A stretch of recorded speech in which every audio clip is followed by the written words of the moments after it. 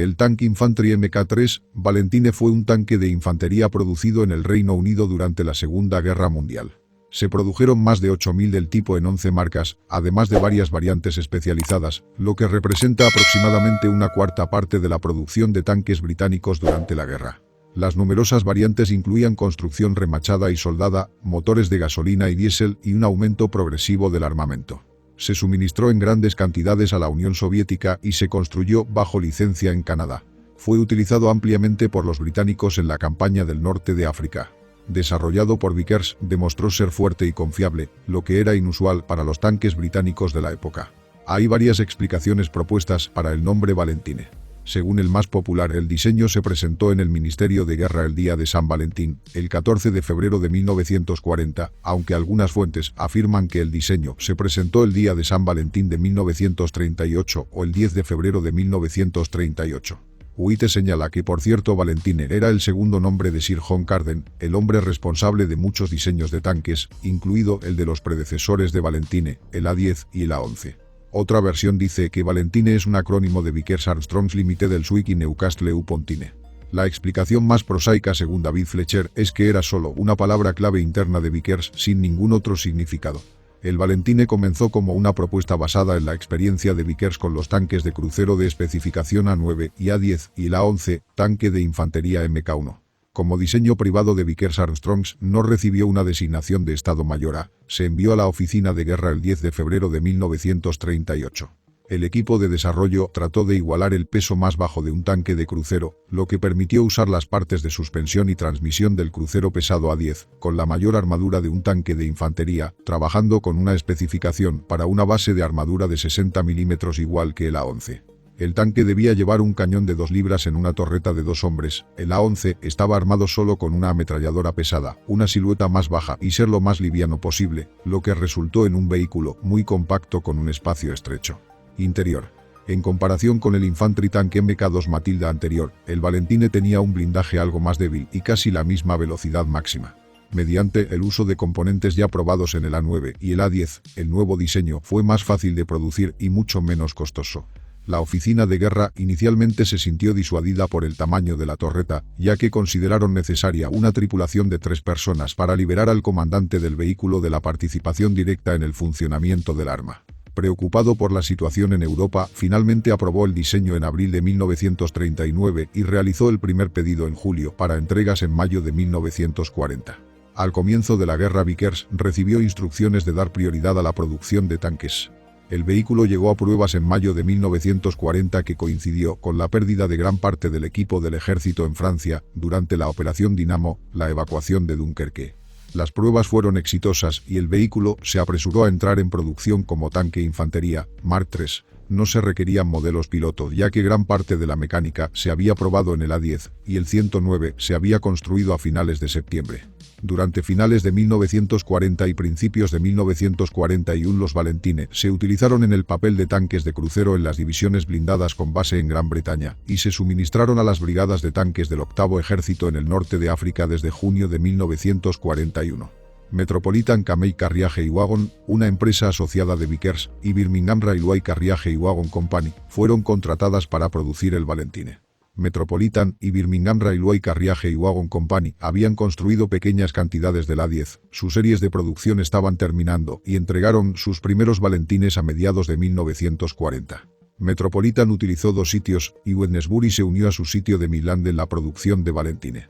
La producción de Vickers comenzó a 10 por mes, aumentó a 45 por mes en un año y alcanzó un máximo de 20 por semana en 1943, antes de que la producción se ralentizara y luego se detuviera la producción de Valentine y derivados en 1945. Vickers Armstrong produjo 2.515 vehículos y Metropolitan 2.135. La producción total del Reino Unido fue de 6.855 tanques, 15 con 2.394 exportados de Gran Bretaña a la Unión Soviética en régimen de préstamo y arrendamiento. Para desarrollar sus propias fuerzas de tanques, Canadá había establecido instalaciones de producción de tanques. En 1940 se hizo un pedido a Canadian Pacific y después de modificar el diseño de Valentine para usar estándares y materiales locales, el prototipo de producción se terminó en 1941. La producción canadiense se realizó principalmente en CPR Angus Ops en Montreal y se produjeron 1.420 en Canadá, de los cuales 1.388 fueron enviados a la Unión Soviética. Formaron la principal exportación de la Commonwealth a la Unión Soviética en régimen de préstamo y arrendamiento. Los 32 restantes fueron retenidos para entrenamiento. El uso de GMC Detroit Diesel Local Motores en la producción canadiense fue un éxito y el motor fue adoptado para la producción británica. La producción británica y canadiense totalizó 8.275, lo que convirtió al Valentine en el diseño de tanque británico más producido de la guerra. El Valentine tenía un diseño convencional, dividido internamente en 3 compartimentos. De adelante hacia atrás la posición del conductor, el compartimiento de combate con la torreta y luego el motor y la transmisión, impulsando las orugas a través de ruedas dentadas traseras. El área del conductor contenía solo el conductor y los controles de conducción. El conductor se sentó en la línea central del casco, entrando por cualquiera de las 2 escotillas en ángulo sobre el asiento, aunque había una escotilla de salida de emergencia debajo de su asiento. El conductor tenía un puerto de visión directa, cortado en lo que era uno de los travesaños del casco, frente a él y 2 periscopios en el techo sobre su cabeza. La conducción se realizaba mediante dirección de embrague y freno a través de palancas, cuyas barras de control recorrían la longitud del casco hasta la transmisión en la parte trasera. Detrás del conductor había un mamparo que formaba otro travesaño del casco y lo separaba del compartimento de combate. Los primeros tanques tenían una torreta de 2 hombres, el artillero a la izquierda del cañón y el comandante actuando también como cargador a la derecha. Cuando se introdujeron las torretas de 3 hombres, el comandante se sentó en la parte trasera de la torreta. La torreta estaba formada por un frente fundido y una parte trasera fundida remachadas a las placas laterales que eran de acero laminado. Todos los tanques llevaban la radio en la parte trasera de la torreta. Los primeros tanques usaban el conjunto inalámbrico número 11 con un tannoy para la tripulación. Los tanques posteriores tenían wireless set número 19, que incluía comunicaciones de la tripulación con redes de largo y corto alcance. La rotación de la torreta era por motor eléctrico controlado por el artillero, con un volante para respaldo manual. Las restricciones que la torreta de 2 hombres impuso al comandante, más aún si era un comandante de tropa y responsable de dirigir las acciones de otros 2 tanques además del suyo, se abordaron ampliando la torreta para el Mark III para que un cargador se podía llevar el armamento principal. El diámetro del anillo de la torreta no se modificó, por lo que se encontró espacio adicional, moviendo el montaje del arma hacia adelante en una placa frontal extendida y aumentando la protuberancia en la parte trasera de la torreta.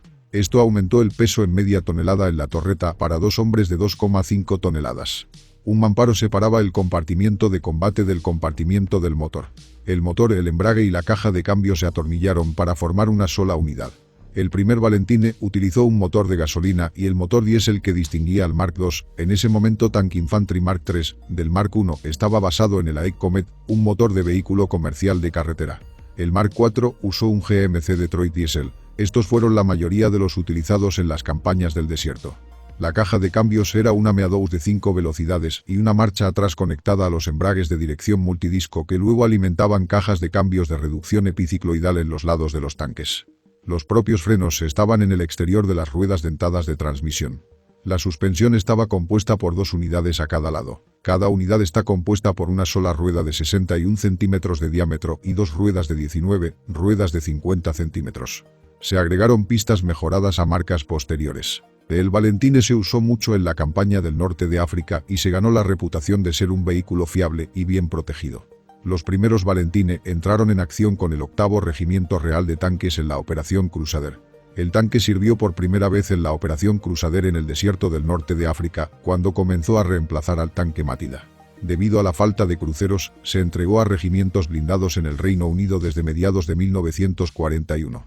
El Valentine estaba mejor armado y era más rápido que el Cruiser Mk2.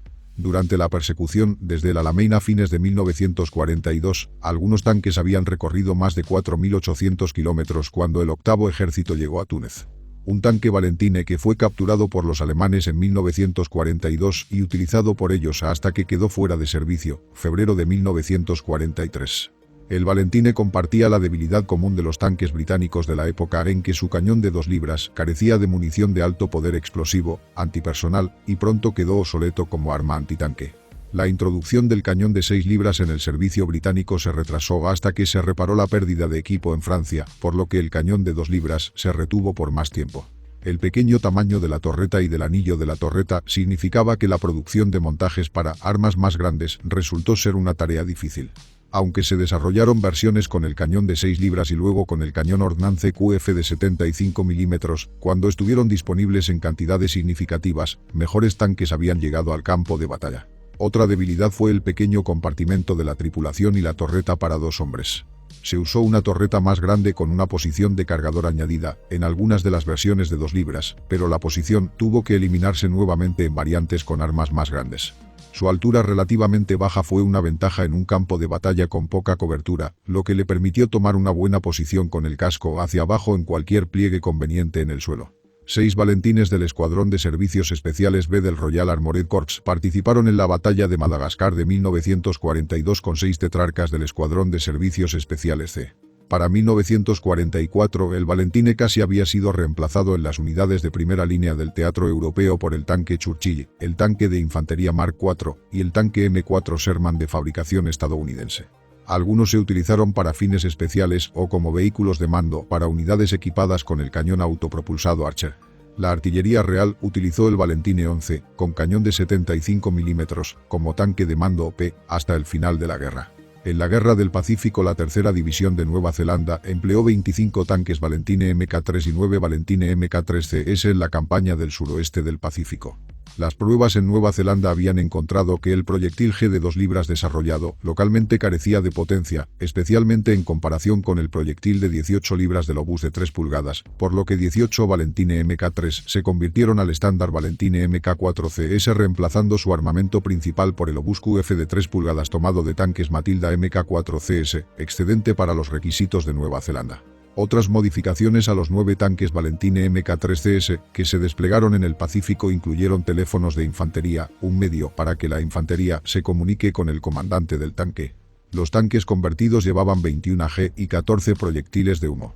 Los otros 9 tanques armados de 3 pulgadas y 16 Valentine normales, con cañones de 2 libras, permanecieron en Nueva Zelanda para recibir entrenamiento. El Valentine se retiró del servicio de Nueva Zelanda en 1960. Valentines de la mayoría de las marcas excepto Mark I se enviaron a la Unión Soviética desde 1941. La creación de tanques Valentines destinados a la Unión Soviética fue parte de una campaña conocida como Fondo de Ayuda a Rusia, encabezada por Clementine Churchill y fuertemente apoyado por el Partido Comunista de Gran Bretaña. En el servicio soviético, el Valentine se usó desde la batalla de Moscú hasta el final de la guerra, principalmente en la segunda línea. Aunque criticado por su baja velocidad y el cañón de 2 libras, el Valentine fue apreciado por su pequeño tamaño, confiabilidad y buena protección de armadura. Inicialmente las vías dieron algunos problemas en invierno. Desde 0 hasta -20, la nieve se acumuló en las pistas, aunque por debajo de -20 no fue un problema. El problema se resolvió más tarde. El Comando Supremo Soviético pidió su producción hasta el final de la guerra.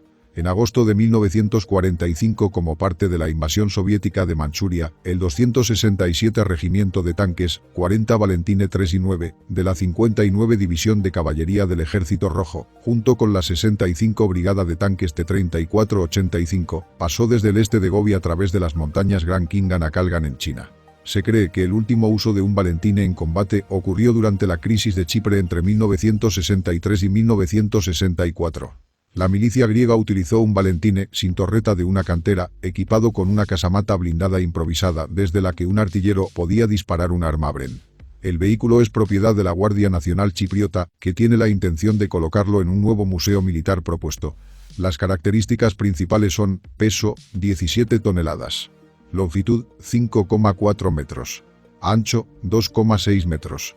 Altura, 2,2 metros. Tripulación, 4. Blindaje, 60 milímetros. Arma primaria, un cañón Ordnance QF de 40 milímetros. Arma secundaria, 2 ametralladoras Besa de 7,92 milímetros, planta motriz, un motor AEC o General Motors, diésel, 131 a 135 caballos. Velocidad máxima, 24 km por hora. Rango operativo, 140 km en carreteras.